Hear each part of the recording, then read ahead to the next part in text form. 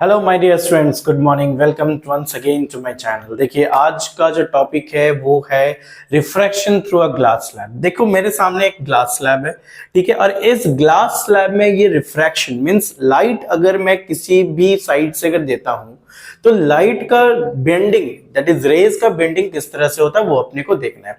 ये हर बार पूछा हुआ एक सवाल है। ये 3 मार्क्स का क्वेश्चन पूछे जा सकते हैं। इस पे कंप्लीट डिटेल्स पूछता है। क्वेश्चन कुछ इस तरह का रहता है, what is refraction and explain with the help of the rectangular glass slab. ठीक है, तो देखिए ये है रेक्टेंगुलर ग्लास स्लैब और इस ग्लास स्लैब में रिफ्रैक्शन किस तरह से होता है वो आज हम लोग देखते हैं। ठीक है, एग्जाम पेपर में बहुत ही सिंपल वे में इसे लिखना है, ज्यादा कॉम्प्लिकेटेड नहीं करना है। तो देखिए डायग्राम मैंने बना दिया है, आइए चलिए इस डायग्राम को सीखते हैं। तब तक इसे मैं रख देता हूं।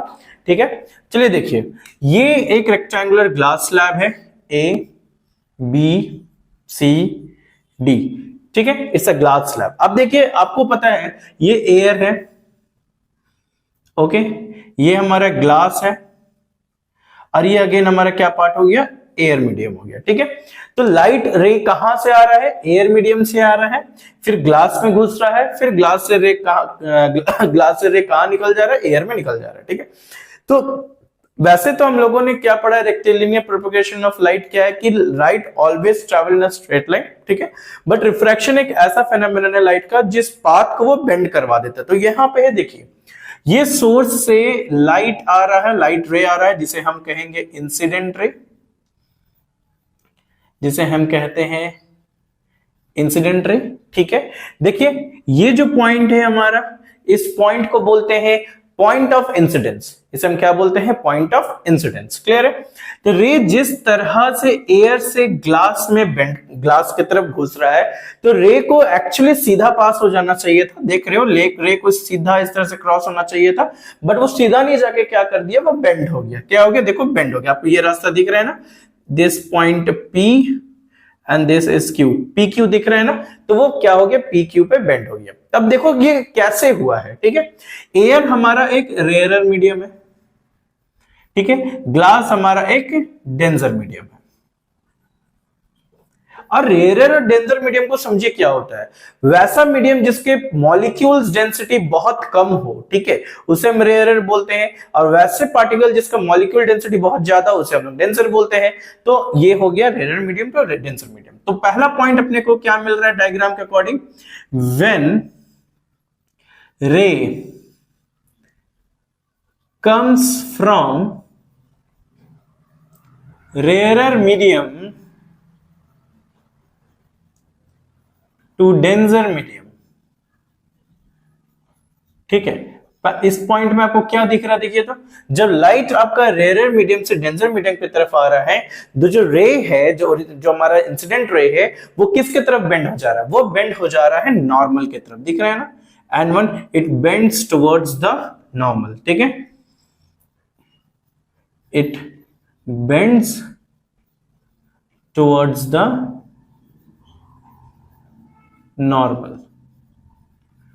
ठीक है, ये किसके तरफ बेंड हो जा रहा है, नॉर्मल की तरफ बेंड हो जा रहा है। और देखिए नॉर्मल के साथ इंसिडेंट एंगल, जो इंसिडेंट रे जो एंगल बनाता है, उसे हम लोग एंगल आई बोलते हैं। ये रिफ्लेक्शन का ही प्रॉपर्टी है। अब देखिए, बट ये जो रे है आपका PQ, this PQ is a refracted रे। ये क्या है हमारा, रिफ्रैक्टेड रे। तो इसे हम लोग RF से सिग्निफाइज कर देते हैं, रिफ्रैक्टेड रे। ठीक है, तो पहला पॉइंट क्लियर हो गया। क्या बोलता है कि जब रे आपका रेयर मीडियम से डेंसर मीडियम की तरफ घुस रहा है, तो रे बेंड हो जा रहा है किसके तरफ, नॉर्मल की तरफ। ठीक है, चलिए अब आते हैं सेकंड पॉइंट पे। जब ये रे इस पॉइंट Q पे मिल रहा है, मतलब अब रे कहां जाने वाला है, ग्लास से एयर की तरफ बढ़ने वाला है। मींस ग्लास में है, ग्लास से वो किस तरफ आएगा, एयर की तरफ आएगा। तो ग्लास से एयर में आने के लिए देखिए मैं यहां लिखता हूं, when ray comes from denser to rarer medium। ठीक है, when ray come denser to rarer। अब देख रहा है जो एक्चुअली इसका पाथ ऐसा होना चाहिए था, बट वो पाथ वैसा हो नहीं रहा। वो क्या हो जा रहा है, नॉर्मल से दूर भागने की कोशिश कर। आप देख भी सकते हो, नॉर्मल से ये क्या हो गया, दूर चला गया।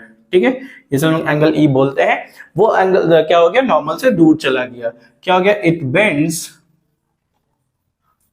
Bends away the normal.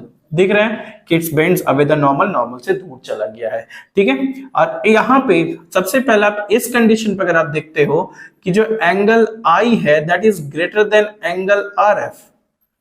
दिख रहा है क्यों, क्योंकि आई जो है जब यहां पे आ रहा है तो वो बेंड हो जा रहा है, नॉर्मल की तरफ सिरक जरा थोड़ा नॉर्मल के पास आ जा रहा है, जिस कारण से एंगल आई क्या हो गया, बड़ा हो गया एंगल आर एफ के तरफ से, ठीक है।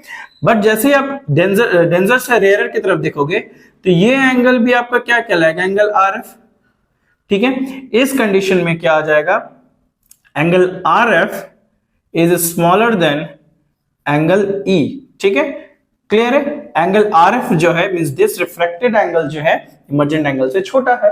और देखिए ये है इसका एक्चुअल रिफ्रैक्टेड रे, ठीक है, और ये था हमारा, मैं इसे थोड़ा अच्छे से बना देता हूं,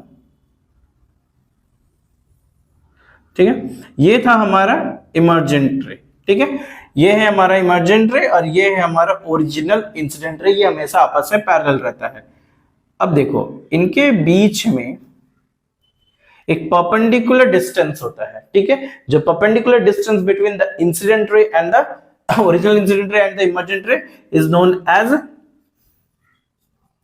लैटरल डिस्प्लेसमेंट। जिसे हम क्या बोलते हैं, लैटरल डिस्प्लेसमेंट, ठीक है। आप यहां पे लिख सकते हो इमर्जेंट रे and original incident ray both are parallel, दोनों आपस में क्या होंगे, पैरेलल होंगे, ठीक है। the perpendicular distance between them is known as lateral displacement, ठीक है, इसे हम क्या बोलते हैं, लैटरल डिस्प्लेसमेंट। ऐसे कुछ प्रॉपर्टी हैं जो ड्यूरिंग द रिफ्रैक्शन चेंजेस हो जाते हैं, ठीक है। तो देखिए ऐसे पहले तो जान लेते हैं ऐसे कौन कौन से प्रॉपर्टीज ड्यूरिंग रिफ्रैक्शन चेंज नहीं होते हैं। देखिए सबसे पहला स्पीड चेंजेस, ठीक है, स्पीड चेंज होने के कारण ही रिफ्रैक्शन होता है। क्योंकि देखिए जब लाइट आपका वन मीडियम से दूसरे मीडियम में जाएगा, देखिए मान लीजिए जैसे ये, ठीक है, इसका डेंसिटी अलग है, ठीक है, लाइट ऊपर से आ रहा है, लाइट एयर में है, एयर में उसका स्पीड अलग है। जैसे ही लाइट इस पे सरफेस पे आएगा तो लाइट जैसे अंदर घुसना चाहेगा तो अंदर के जो मॉलिक्यूल्स डेंसिटी है क्या करेंगे, उसको उस स्पीड से बढ़ने नहीं देंगे, ठीक है, जिस स्पीड से वो एयर में ट्रैवल कर रहा था। तो जिस कारण से उसका स्पीड डिक्रीज हो जाएगा और स्पीड चेंज होने के कारण लाइट का डायरेक्शन चेंज हो जाएगा। तो मतलब डायरेक्शन चेंज में स्पीड चेंजेस होता है।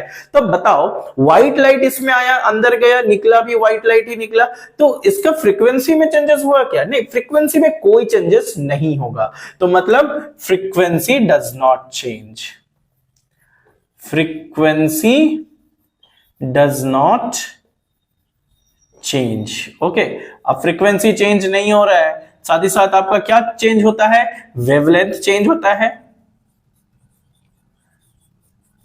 वेवलेंथ क्या हो जाता है, चेंज हो जाता है, ठीक है। तो इसमें से देखिए अगर during refraction through a glass slab अपने को तीन रे मिलते हैं, क्या क्या है, एक है इंसिडेंट रे, यह है हमारा refracted ray when it refracted from air to glass, okay, and then after refraction ये अगेन रिफ्रैक्ट हो जाता है, जिस लास्ट रे को हम क्या बोलते हैं, इमर्जेंट रे बोलते हैं। ये इंपॉर्टेंट है, इसे याद रखिएगा, this is known as emergent ray. Okay, clear है। तो अब मिलते हैं अपने नेक्स्ट क्लास में। याद रखिएगा ऐसे बहुत सारे क्वेश्चंस हम लोग बोर्ड्स तक प्रिपरेशंस करेंगे। हमारे चैनल को सब्सक्राइब जरूर करो। All the best.